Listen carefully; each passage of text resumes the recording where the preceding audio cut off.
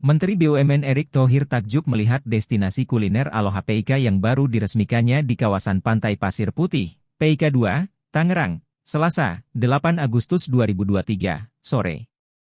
Erick berkelakar seolah-olah dirinya seperti berada di Hawaii ketika mengunjungi destinasi besutan Agung Sedayu Group itu. Erick mengaku takjub lantaran belum pernah merasakan pengalaman mendatangi pantai di Indonesia dengan hamparan pasir putih yang begitu memanjang. Ia pun mengapresiasi keberanian sektor privat berinvestasi secara lebih agresif dengan menghadirkan sensasi wisata ala Hawaii di Aloha ini. Kemudian, ketika dirinya disambut oleh tarian asli Indonesia di lokasi, Erick pun sadar bahwa lokasi wisata itu sebetulnya berada di Indonesia. Erick lantas menyanjung pendiri Agung Sedayu Group, Sugianto Kusuma alias Aguan karena perusahaannya berhasil menciptakan destinasi wisata yang unggul dalam menciptakan kepuasan pengunjung. Agung Sedayu Group dinilai terus bisa mengembangkan destinasi-destinasi yang mampu menyerap potensi ekonomi dari para pengunjung yang datang. Erick lantas meminta pemerintah jangan kalah dari perusahaan swasta menghadirkan destinasi yang syarat akan customer experience. Kurang semangat. Aloha. Mungkin karena bingung. Apakah ini di Hawaii, apakah ini di Pantai Indah Kapuk, ini bingung. Kalau saya tadi awalnya bingung terus terang. Karena saya rasa pasir sepanjang 5 km di Indonesia nggak pernah ada itu. Tetapi ketika tadi ada sambutan tarian, baru saya ngecek bumi, oh ini di Indonesia. Karena ada tarian Bali, Sumatera, Kalimantan. Nah itu yang membuat kita juga menjadi salah satu negara yang hari ini baru diumumkan pertumbuhan kita secara ekonomi 5,17%.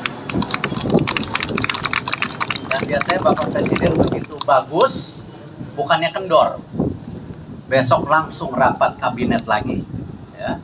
Karena beliau ingin memastikan bagaimana pertumbuhan ekonomi ini terus berlanjut.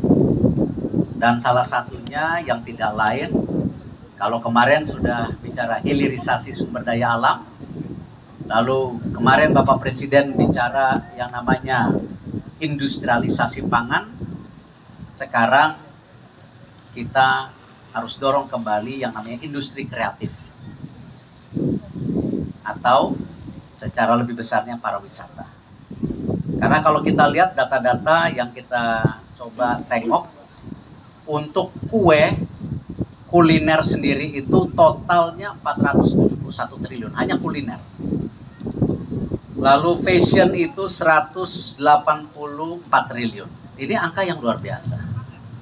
Tetapi kalau dilihat lebih dalam, perbandingkan kedatangan pariwisata di Indonesia dengan negara tetangga pun masih kalah jauh. Artinya apa? Kita belum mencapai potensi yang kita inginkan. Nah karena itu ini luar biasa ketika ada private sector atau swasta yang berani, ya tentu di bawah kepemimpinan Pak Aguan dengan keluarga dan yang lain juga, ini bisa berinvestasi di industri yang mestinya kita pemerintah hadir lebih agresif. Tepuk tangan. Terima kasih sudah nonton. Jangan lupa like, subscribe, dan share ya.